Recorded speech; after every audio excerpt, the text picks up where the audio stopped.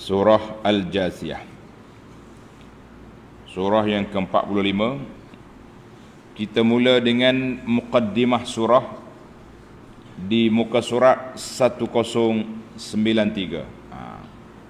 Bagi jemaah yang ada pimpinan Jawi, 1093. Muqaddimah surah Al-Jasiyah. Surah ini diturunkan di Makkah. Dia panggil minas suwar al-makkiyah, surah al-makkiyah. Wa hukiyal ijma'u ala zalik. Hukiyal ijma', maknanya ada ulama mengatakan ijma' dah surah ini makkiyah. Ada lagi kecuali, tapi biarlah. Kecuali qila wa qila makkiyatun illa, kecuali ayat 14. Qul lilladzina amanu yaghfiru lilladzina la yarjuna ayyamallah fanazala bil Madinah. Tapi dinukilkan ijma' bahawa surah ini makkiyah. Tidak jadi masalah kalau ada satu dua ayat yang terselit daripada Madaniyah. Surah ini diturunkan di Mekah, mengandungi 37 ayat. Pendek ya kita. Dia mula nak pendek dah tu. Dia panggil dia nak pergi ke mufassal. Ayat-ayat yang pendek-pendek dia punya bilangan pun tak banyak, dan ayat dia pun tidak panjang. Dinamakan Al-Jasiyah. Ini kita nak kenal nama sebelum kita masuk ke dalam. Kita nak tengok kenapa nama Al-Jasiyah. Al-Jasiyah makna yang bertelut, mana orang terduduk gitu. Bila berlaku bencana, terduduk dia orang tu, duduk atas lutut dia tu, Jasiyah. Dia tulis dalam terjemahan bertelut. Duduk atas lutut maknanya tak payah nak bangun lah. Kerana pada ayat 28 dan ayat-ayat yang terdahulu dan yang terkemudian daripadanya, Allah menerangkan peristiwa-peristiwa yang akan berlaku pada hari kiamat. Itu nama dia. Pada hari itu akan dapat dilihat tiap-tiap umat bertelut, mana terduduk dalam keadaan cemas dan menunggu panggilan. Masing-masing diseru untuk menerima surah amalnya, serta dikatakan kepada mereka, pada hari ini kamu akan dibalas menurut apa yang kamu kerjakan. Jadi surah ini nama dia ditulis dalam mushaf dan kitab-kitab tafsir, nama dia surah Al-Jasiyah. Dan untuk fakta, para pelajar tulis kalimah jasiyah lam yaqa' fi mawdi'in akhar min al-Quran. Tak ada satu tempat ni je kalimah Al-Jasiyah dalam Al-Quran. Ada juga ulama tafsir kata dinamakan dengan Hamim Al-Jasiyah, sebab surah ini termasuk dalam Hawamim As-Sab'ah, termasuk dalam surah yang dimulakan dengan dua huruf Hamim, termasuk dalam kumpulan Hamim yang 7 ini. Dan dinamakan juga dengan nama surah Asy-Syari'ah. Tulis sikit, ada tambahan dalam tafsir Muharrar. Dia kata dinamakan juga dengan nama surah Asy-Syari'ah kerana disebut lafaz syariah dalam ayat yang ke-18 dan tidak disebut dalam tempat lain dalam Quran. Summa ja'alnaka 'ala syari'atin minal amri fattabi'ha. Itu dua nama yang kedua. Nama yang ketiga, wa tusamma surah Ad-Dahr. Dinamakan juga dengan surah Ad-Dahri. Lish? Kerana dalam ayat 24 disebut kalimah Ad-Dahri fiha. Walam yaqa' lafzud dahri, tidak terdapat lafaz kalimah Ad-Dahri dalam surah-surah Hamim yang lain. Surah Hamim je. Kalau surah lain ada, baru je kita dengar. Dalam salat subuh tadi, hal ata 'alal insan hinum minad dahri. Jangan keliru, itu tidak terdapat dalam surah yang mula dengan hamim lafaz ad-dahri selain daripada surah ini. Bukanlah dalam Quran seluruhnya. Tapi dalam surah apa tadi Al-Jasiyah, tidak dalam Quran keseluruhannya. Ini cuba tengok huraian ini dalam tafsir Ibnu Ashur, dalam Bukhari pun ada perbincangan tentang surah Al-Jasiyah. Baik para jemaah sekalian, kita kembali semula kepada intisari kandungan surah di muka surat 1093. Intisari kandungannya bagi menolak tuduhan-tuduhan yang tidak berasas yang dilemparkan oleh orang-orang kafir terhadap kebenaran Al-Quran.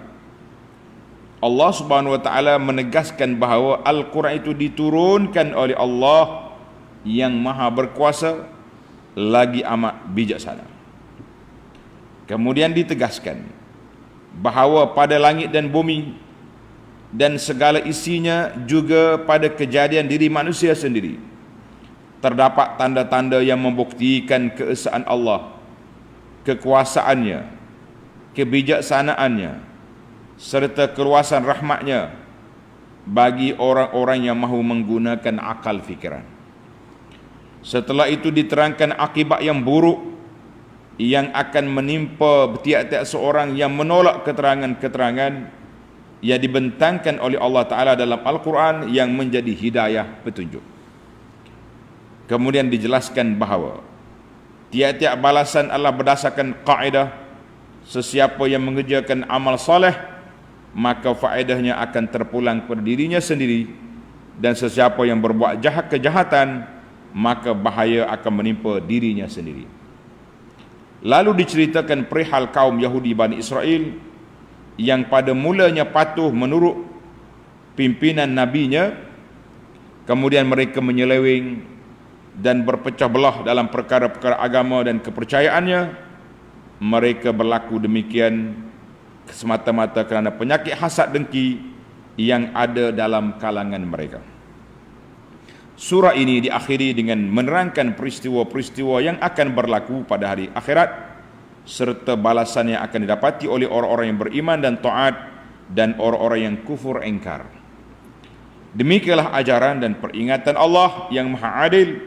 Segala puji tertentu bagi Allah, Tuhan yang mentadbirkan langit dan bumi, Tuhan sekalian alam. Ini intisari dalam pimpinan Ar-Rahman. Sekarang kita pergi ke sedikit fakta dalam tafsir Al-Muharrar.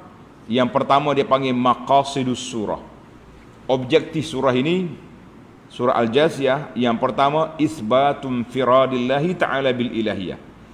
Nak mengisbatkan bahawa ketunggalan, keesaan Allah Ta'ala dalam ketuhanannya. Tak ada siapa lain, tak ada Tuhan lain. Kalau ada orang lain itu mengarut saja, kan? Jangan dipercaya, jangan dipedulikan dengan mereka. Yang kedua, taqrirul ba'thi, nak menetapkan kebangkitan semula.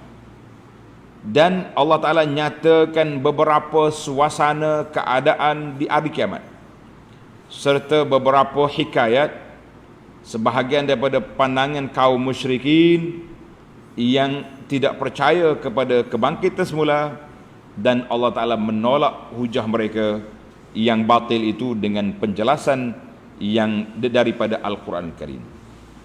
Jadi dari sudut tajuk surahnya ada 10 tajuk. Min ahammil mawdu'at, di antara isu besar yang dibangkitkan dalam surah ini, kan?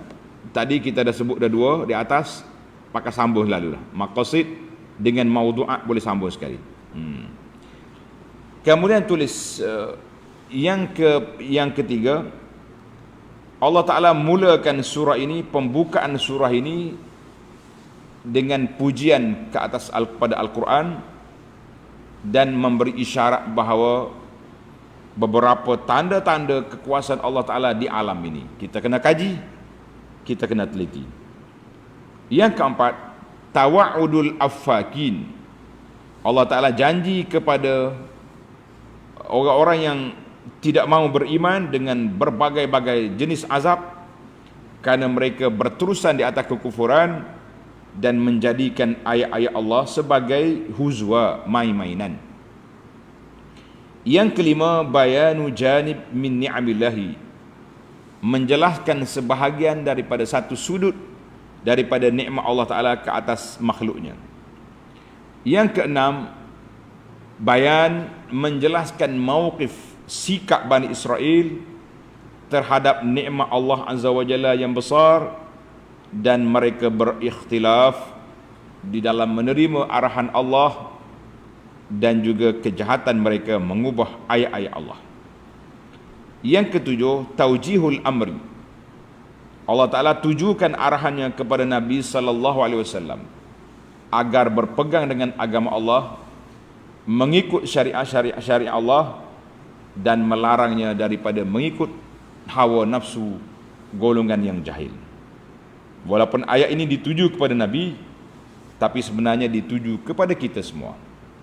Yang ke-8, hikayatu ba'di aqwalil kafirin, Allah Ta'ala menjelaskan sebahagian daripada kata-kata pandangan puak kafir yang batil, serta menolaknya, membatalkannya, dan mendedahkan kebohongan mereka.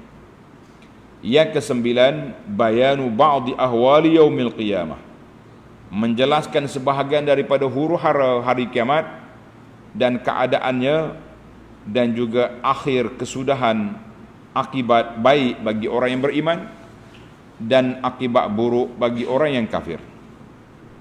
Yang ke-10, khutimatis surah, ditamatkan surah ini, dikhatam surah ini dengan Allah Ta'ala memuji zatnya yang maha mulia, yang memang segala kelayakan kepujian itu bagi Allah Azza wa Jalla.